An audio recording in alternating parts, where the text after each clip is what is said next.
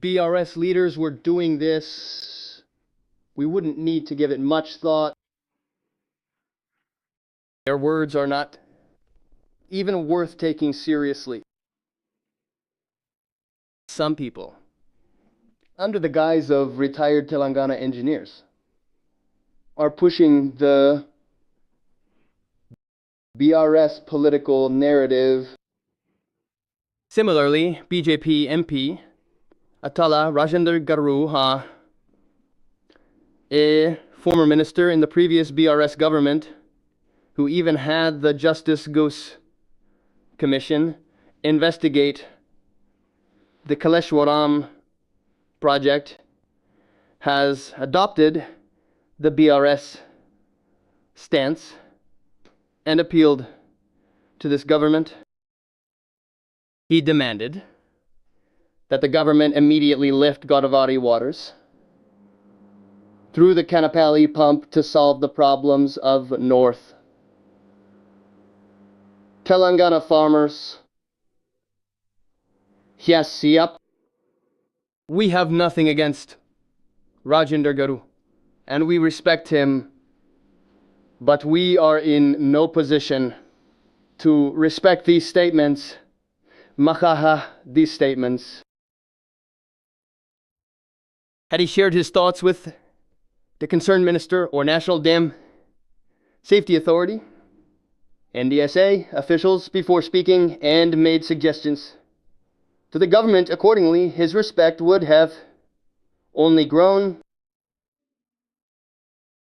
By speaking based solely on Harish Garu's requests, without consulting government ministers or the NDSA chairman, Atala Rajender Garu has diminished his own dignity and reputation,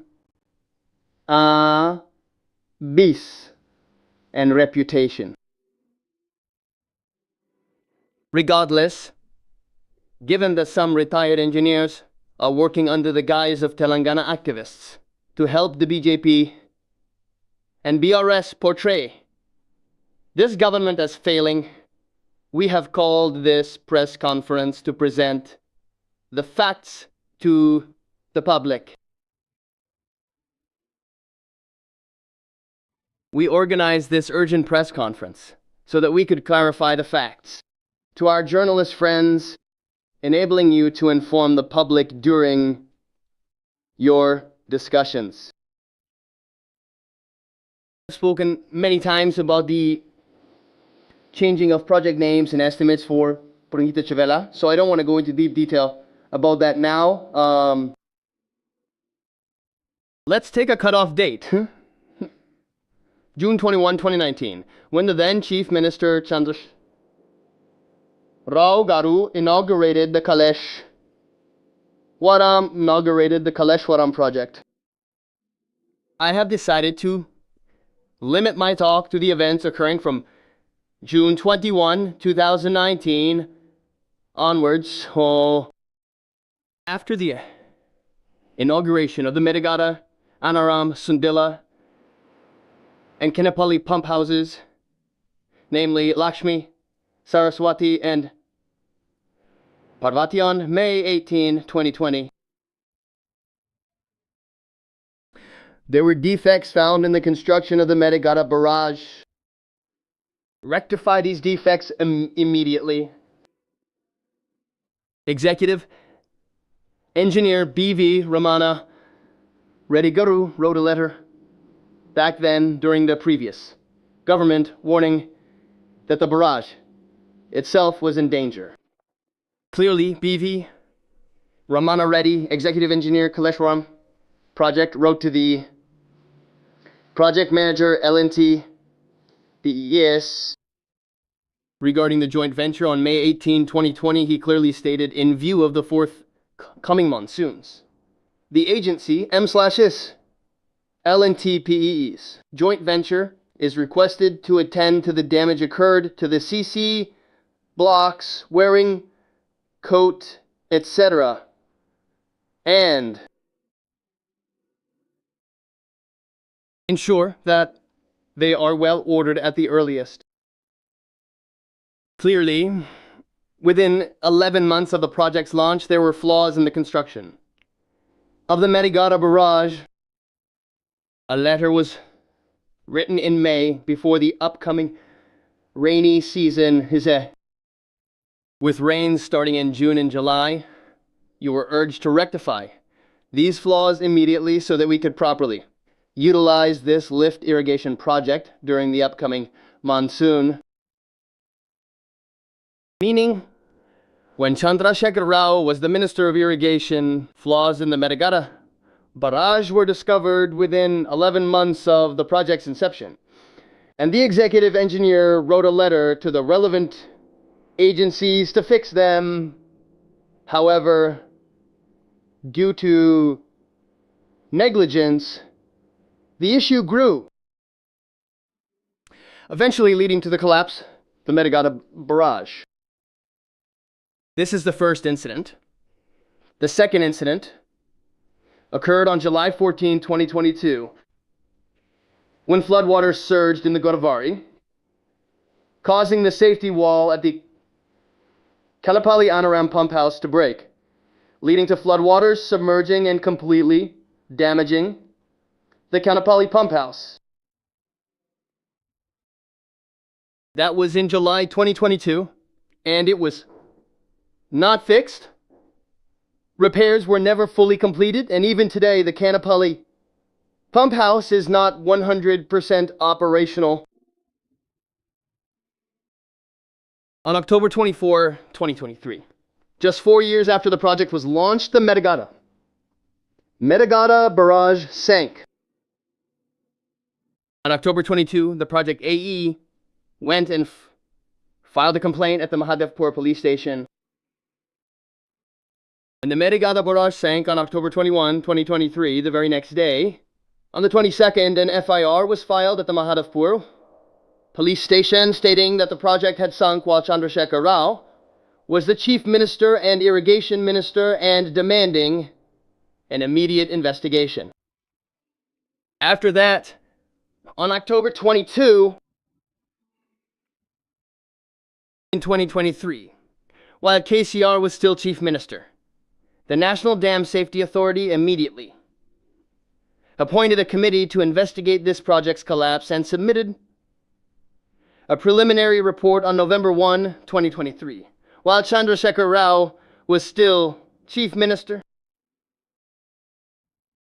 The NDSA clearly provided a report stating that the Medigata Barrage sank due to flaws in planning, design, quality control, as well as operations and maintenance, pointing out that there were shortcomings in all these areas. Now, Harish Rao and Chandrasekhar Rao repeatedly talk about the NDSA, questioning why they didn't go anywhere else but came only to us, asking, why did they come to us? They are raising an argument as to why a report was filed against us, asking why the NDSA didn't go anywhere for so many years. I would like to share some information with my journalist friends here. The central government enacted the Dam Safety Act 2021 for the construction, management, and protection of the many dams in India. I am repeating, Dam Safety Act 2021. On December 30, 2021, you can consider it January 2022. That was the day the law was passed through Parliament. The spirit of this law is that it has formulated a comprehensive policy for the monitoring, inspection, management, and repairs of designated dams dams across the country. It enacted a law concerning the supervision, inspection, management, and repair of all dams in India.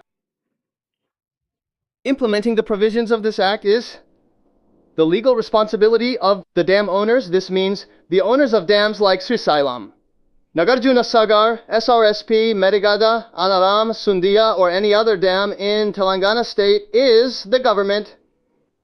Telangana. According to the Dam Safety Act 2021, passed by the central government, the responsibility for supervision lies with the NDSA, while it is the responsibility of the states to act according to their advice, suggestions, and directives. That is why in 2022 and in 2023, the NDSA immediately visited the site following the accident. Before 2022, if any dam-related issues or accidents occurred, this law and this authority did not exist at the time. This authority was established by an Act of Parliament on December 30, 2021. After a law is enacted, it takes at least 3 to 4 months to implement it on the ground, deploy officers, and issue executive orders, doesn't it? So they started operations in 2022, and when the Medigada Barrage incident occurred in Telangana in October 2023, they visited immediately. They visited, inspected everything, and provided a preliminary report. In a few days, followed by a full report, the preliminary report stated that on October 24, the 19th pillar in the 7th block sank by about 1.2 meters. The primary reasons given for the pillar collapse were flaws in planning, design, construction, and maintenance. And that damage to this block impacted the entire project. Therefore, they advised that the barrage should not be filled with water, as it would be dangerous. First, they gave a preliminary report, and then they provided a final report. This final report is 365 pages long. I will provide you with copies of this report, but for now, I will share some of the highlights. The final report was submitted on April 24, 2025. After various tests and inspections by experts in the field, the NDSA provided the final report. In it, they clearly concluded that the Medigada, Anaram, and Sundila barrages are not suitable for water storage. On page 346, it is stated that due to the damage to the 7th block of Medigada barrage, water diversion from the barrage is no longer feasible. Page 346 of the report explicitly states that because of the 7th block damage, neither filling nor diverting water is possible, and the entire Medigada barrage has been compromised. Page 352 states that the Anaram barrage is severely damaged and that water diversion is not safe. Page 356 states that the Sandila barrage is also severely damaged and water diversion is not safe there either. Finally, the executive summary, point 17, summarizes the severe damage to all 3 barrages. It explicitly states that comprehensive restoration designs are necessary. It recommends a comprehensive assessment of the overall strength and safety of the barrages, as well as immediate stabilization measures to prevent the current deteriorating state, meaning water cannot be stored in any of the 3. There are many flaws in the construction of these barrages. They have also provided structural suggestions to rectify these issues. They have provided complete guidelines on how to appoint experts, which organizations should conduct soil testing, and how to verify the project's quality. Finally, what else did they say? The NSCA recommended that restoration designs, repairs, and other works must be carried out only with the approval of the NDSA or the CWC. Whatever you do, you might have geniuses or people who have read 80,000 books. You might have your own expert committees. But you cannot move forward with reports or suggestions provided by those committees. The report clearly states that to proceed with any work, you must follow the instructions of the SA or the Central Water Commission, CWC, and take their considerations into account. This is that report. This entire report, spanning 365 pages, provides a comprehensive summary that breaks down the issues and suggests necessary solutions to address them. Treating this as a Bible, a Quran, and a Bhagavad Gita, the Telangana Irrigation Department is working day and night to restore the project by following the expert committee's recommendations to the letter. Now they have suddenly started saying water is flowing away there. KCR used to say, during the Telangana movement, even if there is water in the pond, we don't have water to drink. If we block it, our lands will get submerged. Is there such injustice? We nodded our heads then. The context of the movement was different, and we listened to whatever stories he told, thinking he is one of our own. Now, his son has started the same rhetoric again. He says, look, water is flowing there, and the Kanapali pumps are here, so why don't you lift it? We don't know the father's level of education, but the son claims to have studied in America and studied IT. Today, I want to detail each point. Just because water is flowing in front of our eyes doesn't mean it can be lifted. If flowing water could be lifted easily, why would we need to build barrages? The reason they built barrages is to stop the rushing water, hold it, and then lift it. That is what lift irrigation is. You must stop the flowing water, hold it, and then lift it, and broadly speaking, that is what it is. That is why they built barrages. Every barrage has a pump house behind it to lift and transport the water. Let's look at that story now. Let's start talking from the Medigata barrage. First is Medigata, then Anaram, then Sundia, and after that is Sripada, Yelampali. I request my friends to look over there. This is the Medigata barrage. This Medigata barrage has a bed level of 89.5 meters. Its crest gates are at 90 meters, just 1 meter above Dangav. Behind this, 18.5 kilometers back, is the Lakshmi pump house, which is the Kanapali pump house. The barrage is here, and 18.5 kilometers behind it, the water is brought through an approach canal to be lifted by the Kanapali pump house and poured into the Anaram barrage. Naj. I will explain it here. It's up to them. You don't need a camera, just for their understanding. So here, if the bed level is 89.5 meters, the crest gates are another meter above that. For these pumps to work, water must be filled up to a level of 93.5 meters here. The water coming from the Pranhita is flowing at a rate of 60,000 to 70,000 cusecs. The pump house cannot draw water while it is flowing at such speeds. Only if the gates are lowered to stop the water at a minimum level of 93.5 meters can these pumps lift it. This means we can only operate the Kanapali pumps to lift and pour water into the Anaram barrage when we can store at least 5 TMC of water behind the Medigata barrage. In this Anaram barrage, if you lift and pour water, there is no way to lower the gates. Orders were given that the gates would be washed away if lowered. If the Kanapali pump house lifts water to Anaram without lowering those gates, where will the water go? Charigaru. It will come right back to Kanapali. So should we just keep going around in circles like an ox at a mill? I wouldn't know. without a shred of common sense. They suggest closing these gates and pumping water at Anaram today. The Saraswati pump house near Anaram is 27 kilometers away. The Saraswati pump house is 25 kilometers.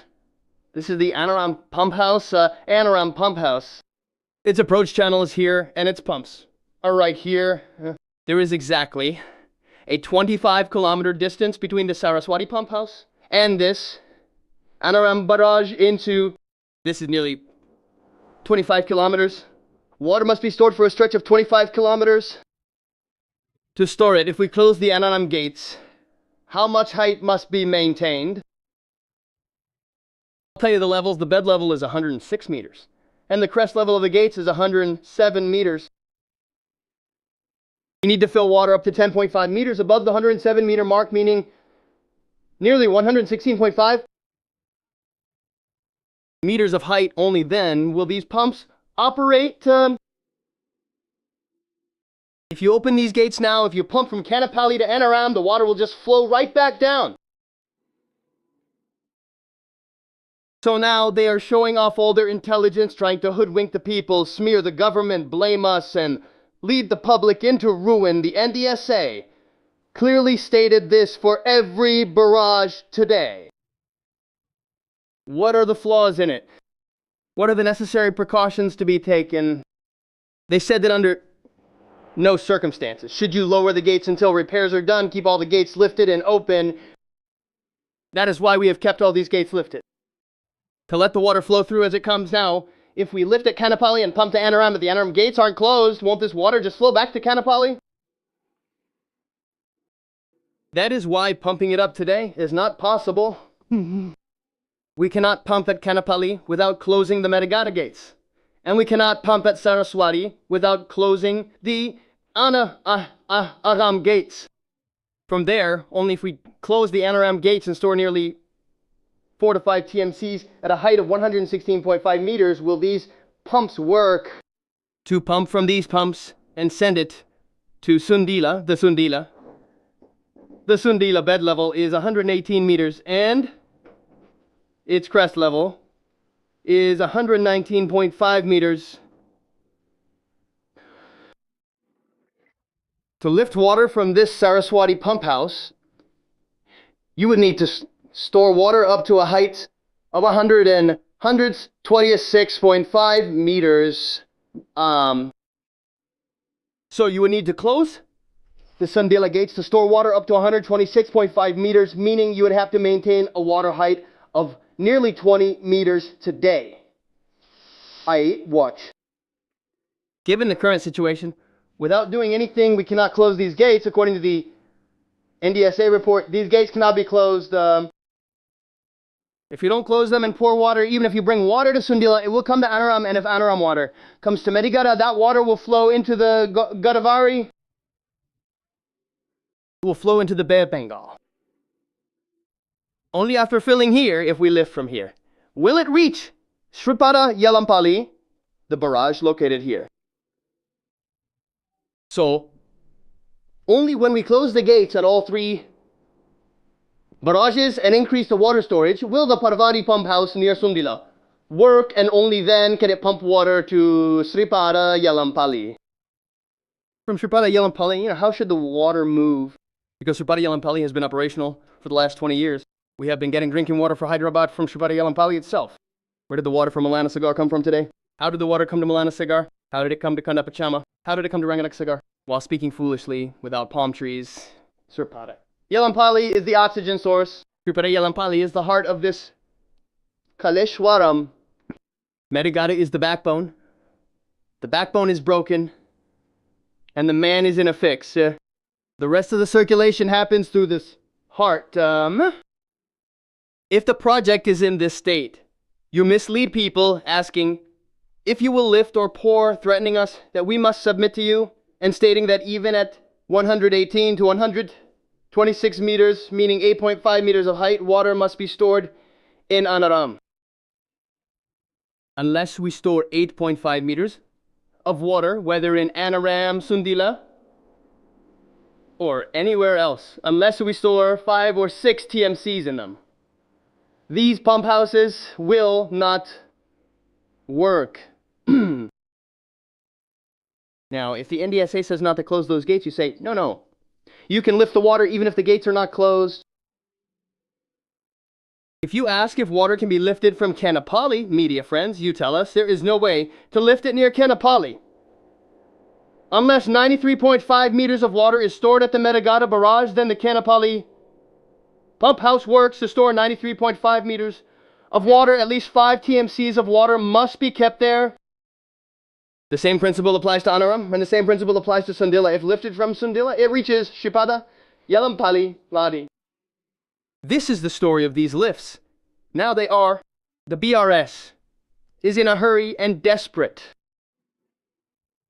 With 100,000 crores washing away in the Godavari and farmers drying up for 2.5 years, the Telangana government, without lifting a single drop, produced 28.8 million metric tons of paddy, provided irrigation water to farmers, be it SRSP, Sripada, Yelampali, Jurala, Bhima, Netampadu, Srisailam, or Nagarjuna Sagar, thanks to many projects built by the previous Congress government, which provided irrigation across Telangana.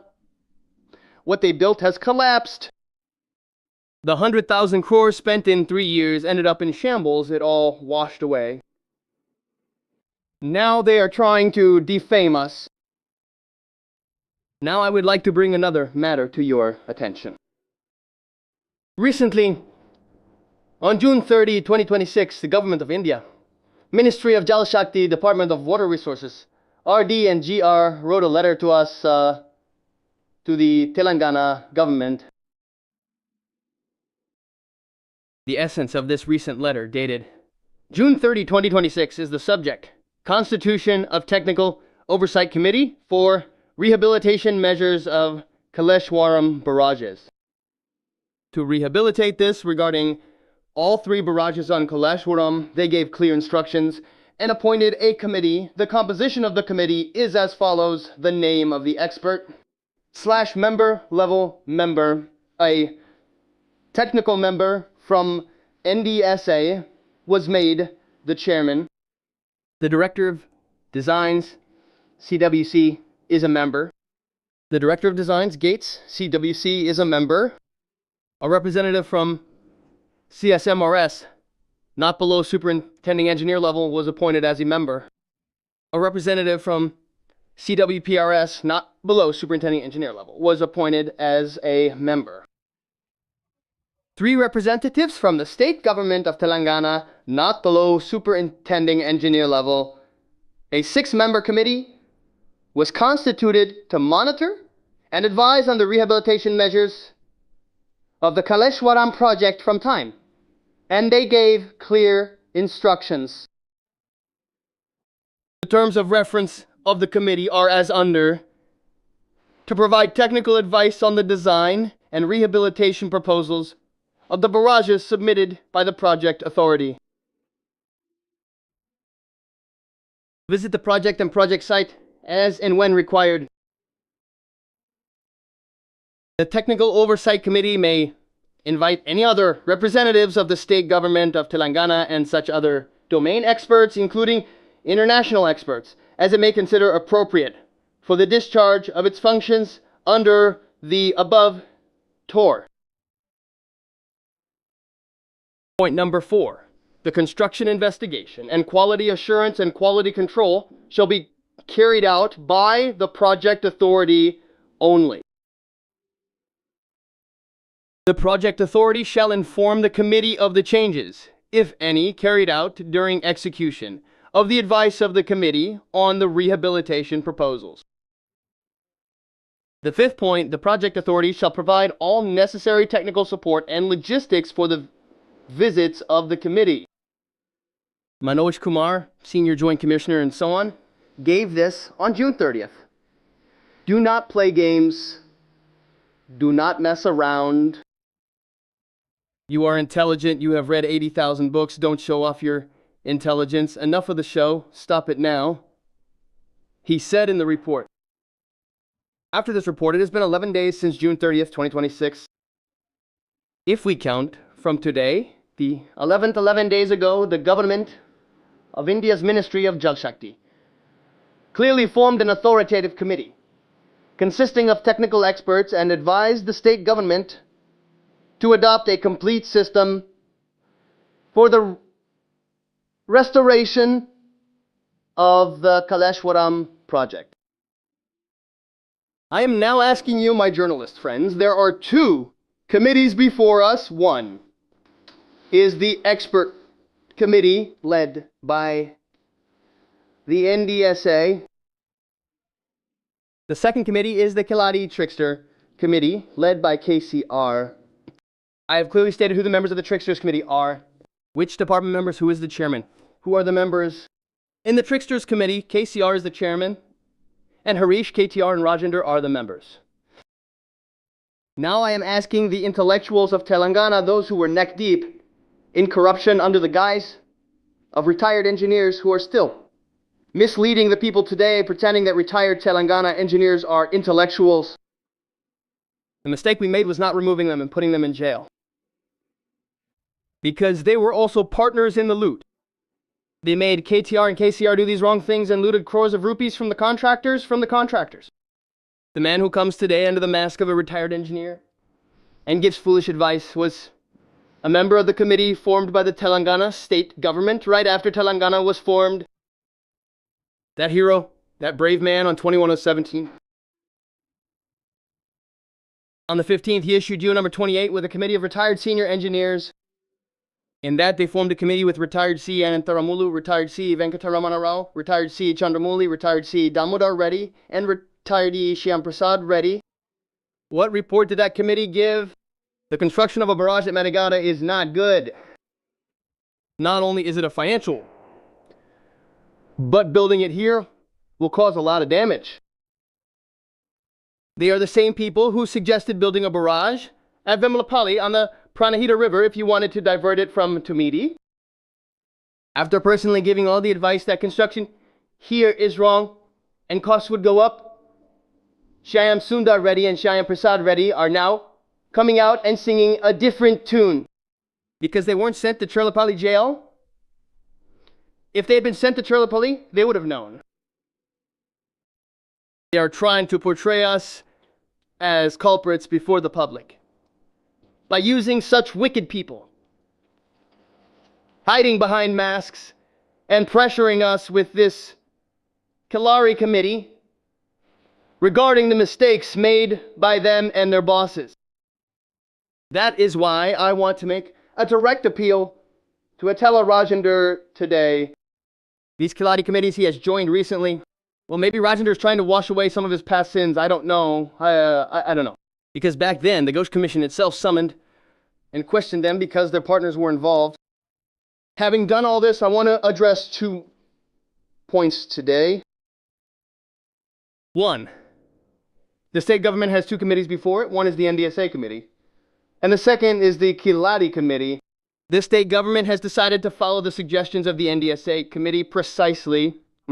There is no room for a second argument here. The state government is working clearly on the restoration of Medigada, Anaram, and Sundila barrages based on the suggestions of the NDSA and the expert committee, and there is no question of bowing to the pressure of the Kiladi committees. Provided that Atela Rajender leads this committee of swindlers, meets the NDSA chairman and the Jal Shakti minister, and brings experts from the NDSA to lift water urgently and under their supervision. You say, hand it over to us, but they say it's useless to talk to a thief. Some people even steal shoes in front of temples. The uncle and nephew Achanta Malana was even more cunning. We've seen a type who, if the uncle eats the temple, the nephew eats the lingam inside it. You were a minister for 5 years, but he didn't give you a ministry for a year. Even after giving you ministry for a year, he didn't give you the irrigation department. Your own uncle didn't trust you, knowing how crooked you are and how much extra you collected. In commissions, if his lucky number was 6%, yours was 3%, and that is what you collected. If he got 3, you should have been happy with 1, but the boy collected 1 too, totaling 10%. Your uncle must have known about the collections, which is why he kept you at a distance and didn't give you a ministry for a year. After that, he gave you something else.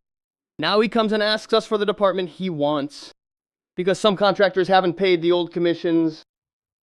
If he gets it for these 3 months, he can collect all that and blackmail them. He's an expert, he won't even let go of Allah. In blackmail, I shouldn't even talk about who he calls and what he asks for. He doesn't even spare the crusher owners.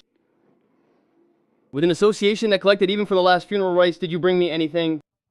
He is selling off Telangana's funeral rites and blackmailing Andhra educational institutions to make them buy milk. He said he was releasing water to the Andhra people. No shame. You are surviving by carrying milk at the feet of the Andhra people. Is there any life more pathetic than this, Harish Rao? You said during the Telangana movement that Nanak and Chaitanya colleges were sucking the blood of Telangana people, and today you are surviving by carrying milk for the same Narayana and Chaitanya. Is this a life more pathetic than living off someone else's leftovers? Is that even a life you have? Come and make allegations against us. That is why Atala Rajendra Garu is saying things whatever you want to whoever you want. Elders used to say in the past, one should pay 10 to bring a good person in, and pay 10 to get rid of a wicked person. But I don't know why Rajendra is returning to his old company again and again. That is why I'm telling Rajendra, take your Khaladi Clever Committee and go to the union. Well, Shakti Minister, the NDSA committee chairman is below. We will send Uttam Kumar Reddy Garu and Badi Vikramarka Garu to the NDSA regarding the project. We will hand over the Anaram and Sindila projects to the NDSA as the main authority. Because it is a government organization, it has the expertise and technical personnel. We have no objection to handing it over to them, Kium, because there is no supervision from them. We are building this project. We are restoring this project. State government doesn't have any objection to hand over to NDSA are there to hand over this project, Medigada, Anaram, Sundilla, to NDSA authority. Not this Kiladi committee. That is why Rajendra should immediately go to the central government, ask the NDSA committee chairman to take these projects under their temporary control, lift the existing water, save the farmers, and prove your sincerity towards the people. We have no objection to that. We are not in a position to close the gates and lift the water. If the gates are not closed, it is impossible to lift the water. If we close the gates and lift the water, and if these gates break, if these projects break, the villages from Badrakalam downwards will be washed away. The NDSA has given a report that this is a legal matter. If the orders given by the NDSA are not followed, they are liable for punishment with criminal prosecution. Badrakalam has no relation. He is linked to unrelated things together. I am saying the same. His intellect, having read 80,000 books displaying such dead-end wisdom, is why they collapsed. Why did Kaleshwaram become Kaleshwaram collapse today? Why was Alakro washed away in the Godavari? If Medigada is completely washed away today, suppose the NDSA is clearly on his manipulated side, politically manipulated. I am an average student. Uttamana is a student who studied a bit better in NDA than me. Today, we have engaged experts from the Army and others. We are working today according to the suggestions of those experts. Not only our engineering graduates, we have engaged from Army and other experts from different CPWRs and various organizations directed by the central government have been appointed today, and the government is working to restore these projects under the supervision of those experts. It is not like they started off saying, we are the intellectuals, we will restore it. If you were the ones to uplift, Kaleshwaram would not have become Kaleshwaram in 3 years, and Alakror would not have been washed away in the Godavari. That is why I'm asking Rajendra Garu to take on the responsibility of an elder. I am humbly requesting Adatala Rajendra Garu for holding this press meet specifically. Immediately take your Khiladi committee, go to the Jal Shakti minister, call the NDSA chairman, and if you want to provide water to North Telangana, bring the NDSA experts to monitor the lifting of water at Medigada, Anaram, and Sundia temporarily. We have no objection to handing over the project to those experts. That these four together, 4 in the Khiladi committee and 4 in the NDSA committee can sit, and all 8 together can do something good for Telangana. We will also come forward. Today, Harish Rao Garu is talking. He released the water from Padasima, saying it is being diverted from Padasima. Are these really words that any sensible person would say? When was Padasima built?